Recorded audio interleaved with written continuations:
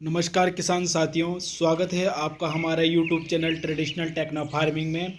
मैं गोविंद कुमार नागर, सहायक बीज प्रमाणीकरण अधिकारी कोटा। आज मैं आपको बताने वाला हूं कलौंजी की खेती के बारे में। तो दोस्तों, आप बहुत सारे किसान कलौंजी के बारे में जानते होंगे और बहुत सारे नहीं जानते, तो मैं बताता हूं। कलौंजी एक, जिसको साइंटिफिक नेम है इसका नाइजिला सेटाइवा, जिसका अदर नेम में है जैसे ब्लैक क्यूमिन बोलते हैं इसको, काला जीरा, रोमन कोरिएंडरम या ब्लैक कार्वे के नाम से इसको जाना जाता है। और इसका कुल यानी इसकी फैमिली होती है रेंडोनिकुलेसी। अब इसके मैं परिचय बताता हूँ। कलौंजी एक औषधीय उपयोग में आने वाला एक पौधा है, जिसके बीज औषधीय उपयोग में आते हैं। इसके बीज को मसालों में, अचार में मसाले के रूप में भी काम में लेते हैं, तथा इसके तेल से आयुर्वेदिक औषधियाँ में भी बनती है और सुगंधित उद्योग में भी इसका बीजों का काम में आता है। और इसके बीज को कृमिनाशक उत्तेजक के रूप में उपयोग किया जाता है। और इसके कलौंजी के बीज से ही सुगंधित तेल निकलता है। अब इसकी के कलौंजी को कौन से मौसम में उगाते हैं, तो कलौंजी को उत्तरी भारत में सर्दी के मौसम यानी रबी के सीजन में होते हैं। इसके शुरुआत में मतलब जर्मिनेशन के टाइम पे इसको ठंडे मौसम की जरूरत पड़ती है। जब इसके दाने बनते हैं तब इसको हल्के गर्म मौसम की आवश्यकता पड़ती है, इसलिए इसको रबी का मौसम बोया जाता है। अब बात करते हैं इसमें भूमि की। तो इसमें दोमट व बलुई भूमि अच्छी रहती है, जिसमें इसका उत्पादन अच्छा होता है। और जो अच्छे जल निकास वाली और जहाँ पे जीवांश पदार्थ अधिक हो, ऐसी भूमि में इसका उत्पादन अच्छा होता है। अब इसकी बात करते हैं भूमि की तैयारी की। तो भूमि की तैयारी के लिए इसको एक दो गहरी जुताई करके पाटा लगा के भूमि को समतल और बुरबुरी कर लेना चाहिए, ताकि इसके बीज छोटे होते हैं तो वो अधिक गहराई में न जाए। तो इसको अगर आपके खेत में दीमक की समस्या रहती है तो आप भूमि को क्लोरोफारीफास से उपचारित कर लेवें। अब किसान साथियों को बात करते हैं इसके बुआई का समय और बुआई की विधि की। तो दोस्तों, कलौंजी की बुआई 1 अक्टूबर से लास्ट अक्टूबर तक हो जाए तो इसका अच्छा सूटेबल टाइम रहता है। और इसमें बुआई छिटकाव विधि से करते हैं और कतार से कतार में भी करते हैं। छिटकाव विधि में अपन इसमें कलौंजी के बीज में हल्की सी रेत मिलाकर छिटक देते, ताकि पूरे खेत में बराबर मात्रा में बीज छिटक जाए। दोस्तों, अब बात करते हैं अपन इसकी बीज दर की। बीज दर, अगर आप कतार से में बुआई कर रहे हो तो 8 से 10 किलोग्राम पर हेक्टेयर के हिसाब से इसकी बीज की जरूरत पड़ती है। और अगर आप छिड़काव विधि से बुआई करते हो तो 15 से 16 केजी पर हेक्टेयर के हिसाब से आपको बीज की जरूरत पड़ेगी।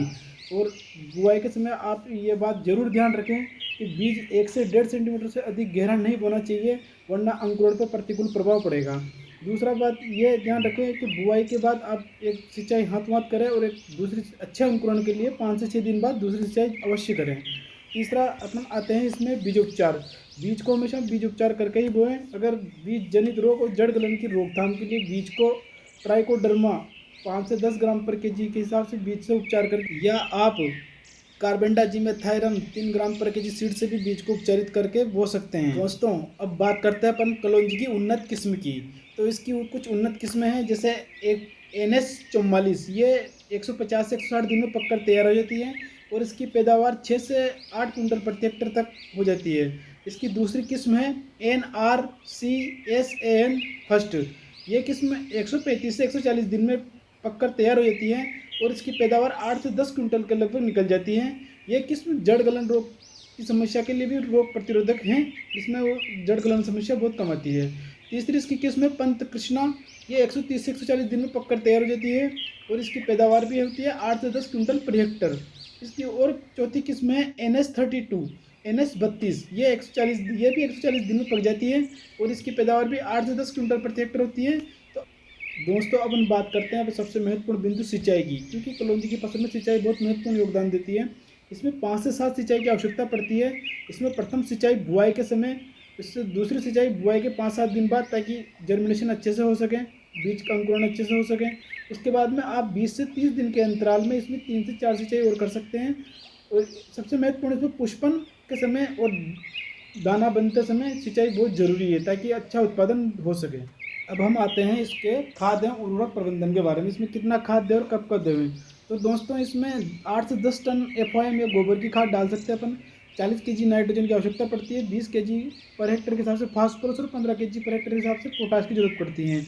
अगर आप DAP से के माध्यम से फास्फोरस देते हैं तो आपको 1 कट्टा नाइट्रोजन यूरिया का और 1 कट्टा DAP का और आधा कट्टा म्यूरेट ऑफ पोटाश की आवश्यकता पड़ती है। अगर आपके एरिया में DAP नहीं मिल रहा है तो आप सिंगल सुपर फास्फेट से भी इसकी फास्फोरस की सप्लाई कर सकते हैं। तो 2 कट्टे इसमें आपको यूरिया की जरूरत पड़ेगी और 1 से 2 कट्टे सिंगल सुपर फास्फेट की जरूरत पड़ेगी और आधा कट्टा म्यूरेट ऑफ पोटाश की आवश्यकता पड़ेगी। यूरिया खाद को एक तो आधी डोज बुआई के समय और आधा 30 दिन बाद सिंचाई के समय देना चाहिए।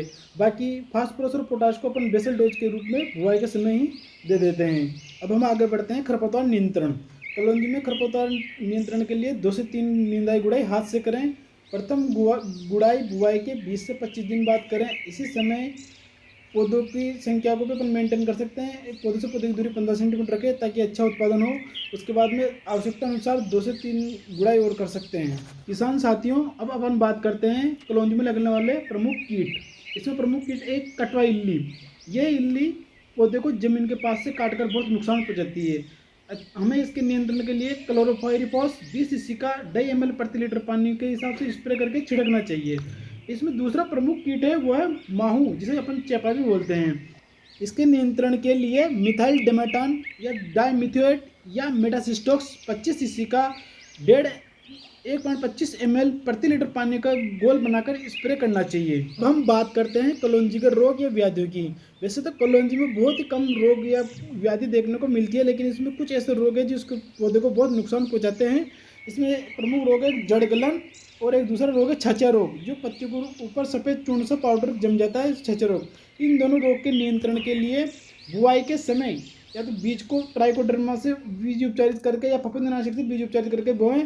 दूसरा, बुआई के समय 2.5 kg पर हेक्टेयर के हिसाब से ट्राइकोडर्मा को सिंचाई के साथ में खेत में देना चाहिए।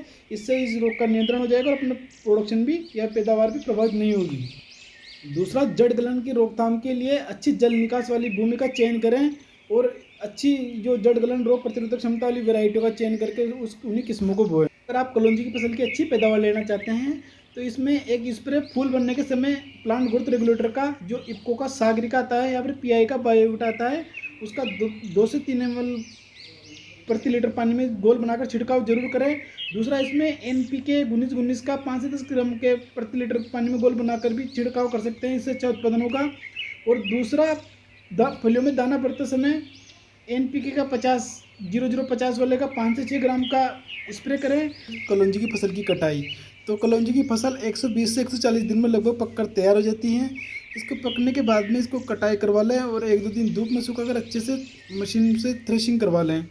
अभी अपन बात करते हैं इसकी उपज की। तो अच्छे सिंचित क्षेत्र में उपजाऊ मिट्टी में इसकी उपज लगभग 10 से 12 क्विंटल प्रति हेक्टेयर का उत्पादन हो जाता है।